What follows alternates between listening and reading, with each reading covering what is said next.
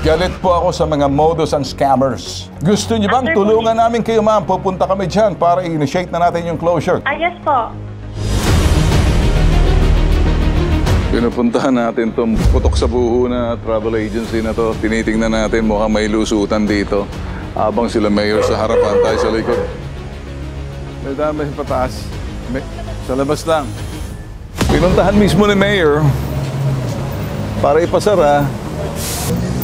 Malaking problema rito sa sinasabing travel agency na to. Ngayon po, para matigil na po yung pagbibiktima po nila, ay ipapasarado na po natin yung pong Lakbay Kaili Travel and Tour.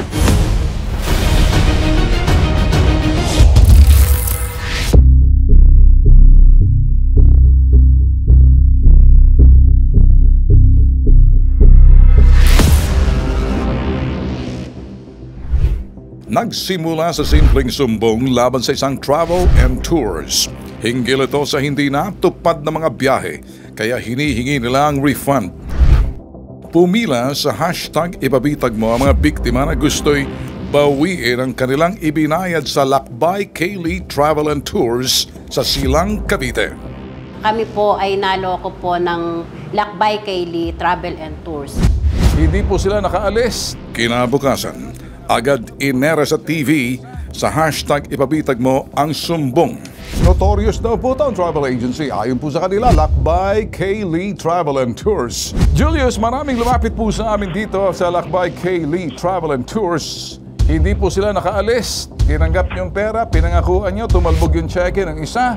Ano bang nangyayari sa inyong travel and tours? Kaya ba'y bukas pa sarado na? Bukas po kami, sir. Alam niyo bang pinagagawa ninyo rito? Hindi ba kayo nag-alala na nare-reklamo na kayo? Aware po kami sa sitwasyon, sir. Ang lakas ng loob mo, aware ka, parang hindi ka natatakot, parang alalang sa iyo. Hindi naman, sir. Julius, makinig ka, galit ako sa mga scammers. Agad pinagplanuhan ang bitag ng aksyong gagawin laban sa Dorobong Travel Agency. Kinabukasan, tiniktikan ng bitag ang opisina ng Dorobong Lakbay Kaili Travel and Tours sa Silang, Cavite. Ito na ba yun? Yung Lakbay Kaili? Nakakandado lahat yung dadaanan.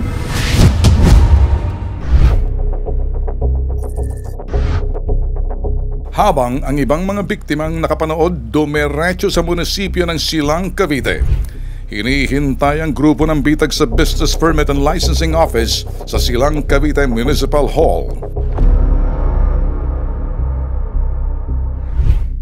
Napitikan ng bitag ang inarereklamong manager na si Julius Estrada. Pasimpleng lumabas sa tanggapan ng BPLO habang ang kanyang mga biktimang nag-iintay sa labas. Nakayoko, nagmamadali, umiiwas sa mga nagrereklamo pero hindi niya nalusutan ang kamera ng bitag. Si Julius Estrada ang manager ng inarereklamong Lakbay Kaili Travel and Tours. Naghihinala mga biktima, malakas ang kanyang koneksyon sa munisipyo ng Silang, Cavite. Ma'am, napansin namin yung Julius lumabas ng letter, tsaka si so bakit ngayon lang po sila nagpapa-receive ng letter explanation? Kung kailan nandito na lahat to, dapat hinarap na nila. Pati yung abogado, di ba ma'am? Hindi ko rin nandito na po kami. Nandito na kami, magsisip. Andiyan siya, kadadaan lang. Sana Baka pwede naman natin pahabol yun. Oo, ma'am, kasi nag-absent na kami sa work namin for how many days na. Baka Dahil lang yan sa dahil Lakbay. Ang init ang dugo ko doon sa mga culprits na yan. Meron din pong taga Silang na nagbiktima na po. kayo, hindi na kayo nare-respeto. Sige pa kayo, sinasampal kayo, nilalagay na kayo ng ito sa inyong bumbunan. Hindi kayo ginagalang eh. So, biyak ng kalaban dito, napapahiya yung mayor mo. Please work with us. Alright? Sa tanggapan ni Mayor Kevin Anarna, higit 200 biktima ng Lakbay Kaili Travel and Tours ang nagpakita. Lahat ng mga biktima, iisa ang sumbong. Tinanggap ang kanilang mga pera, subalit hindi sila nakaalis. Ayaw isa uli ang kanilang mga naibayad sa Lakbay Kaili Travel and Tours. Ipinagutos ni Mayor Anarna ang agarang pagpapasara ng notorious na Lakbay Kaili Travel and Tours. Initially, ang gusto talaga namin ay ipasarado yung travel agency. Kasama si yung from Davao. Ang gusto nila ay bigyan sila ng at least 1 week para subaybayan yung mga empleyado doon kung saan umuwi para malaman yung exact address. Kailangan na nating ipasarado kasi marami na yung maloloko. Ayaw na nga nila ng refund eh. Justisya na lang ang gusto nila.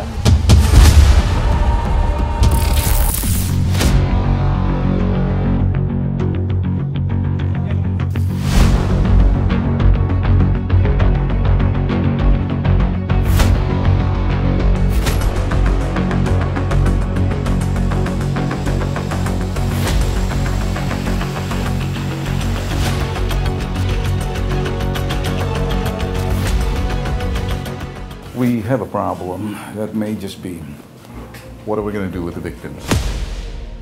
Actually, nung Tuesday, dapat papasarado na po namin. Yes. Tapos po, dumating po yung mga complainants. Yung, Yes. Hindi po yata yung complainants na pumunta po sa inyo. Kunento ko po yung experience namin sa Infinity. Same Okay. modus po. Okay. May same modus po. Yes. Pinasarado po kaagad namin. After Yes. po namin mapasarado, hindi na po nila nahabol yung... Okay. Sabi ko po dun sa isa po, kung gusto nyo po, bigyan natin ng 1 week, manmanan natin kung saan umuwi. Okay. Yung mga empleyado. Para pag nagsarado sila, meron tayong additional na address kung saan papadaling sa PINA. So isa lang po ng aming gusto mangyari. Kung ang sistema po ng kapareho po ng pyramiding o networking scam, o sige, para mabayaran kita, alright, hayaan mo muna ako mag-exist. And then babayaran kong set. So, mambibiktima sila ng bago para mabayaran yung dati. Then it becomes an endless cycle. Yun ang gusto lang namin ipaabot sa iyo, May. Tulakbay Lee Travel and Tours. Actually, this will be your last day dito po sa bayan ng Silang na mag-ooperate. Mamaya po, ipapasarado na po namin kayo. Sa sobrang dami nang nagre-reklamo po tungkol po sa inyo. It's April pa, yung isa April. Same reason kayo, system malfunction. Hindi nyo maayos-ayos muna bago kayo kumuha ng mga panibagong kliyente. So, yung mga circumstances surrounding Lakbay Kylie Travel and Tours Agency ay talagang mapapaisip ka na ito'y allegedly balak mang-scam talaga.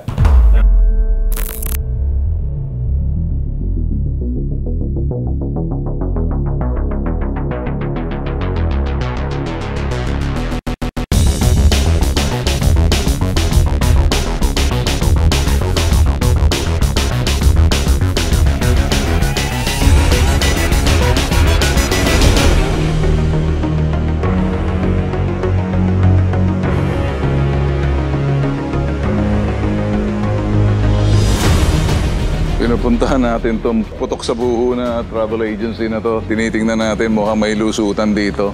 Habang sila mayor sa harapan, tayo sa likod. May dami pataas. Sa labas lang. Okay.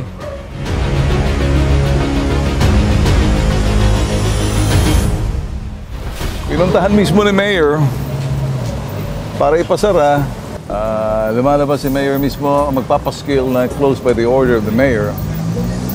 Malaking problema rito sa sinasabing travel agency na to.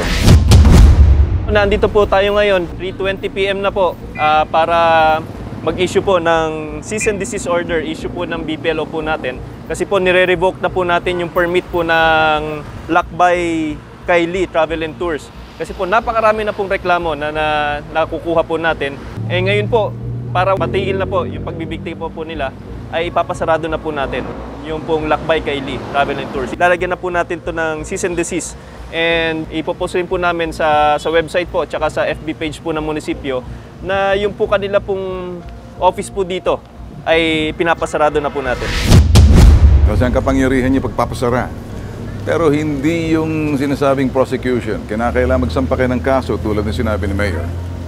Ang kay Mayor talaga, hindi na po pwede yung ganitong klaseng negosyo. Ang mahalaga, kasi malawakan na to, ang dami na nabiktima, sama-sama kayo, magpa-file ang complaint. Tutulungan na lang namin kayo. Kasi tingnan muna natin yung lawak nito, kailangan pumasok ng NBI. Pag hindi man NBI, CIDG. Mamimili tayo. Pero ang kay Mayor sa business na talagang pinasara niya. In fairness sa kanya, no nonsense.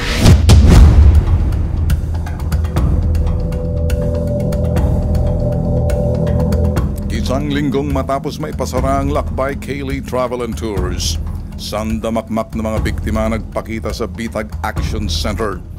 Ito'y matapos nilang mapanood sa telebisyon ang pagpapasara ni silang Cavite Mayor Kevin Anarna sa narareklamong Lakbay Kaylee Travel and Tours. Agad sinamahan ng Bitag Investigative Team ang mga nagrereklamo sa tanggapan ng PNP CIDG sa Campo Crame. Ang Anti-Transnational Organized Crime Unit ang siyang hahawak ng sumbong dahil sa lawak ng mga nabiktima sa buong bansa gamit ang social media. Abangan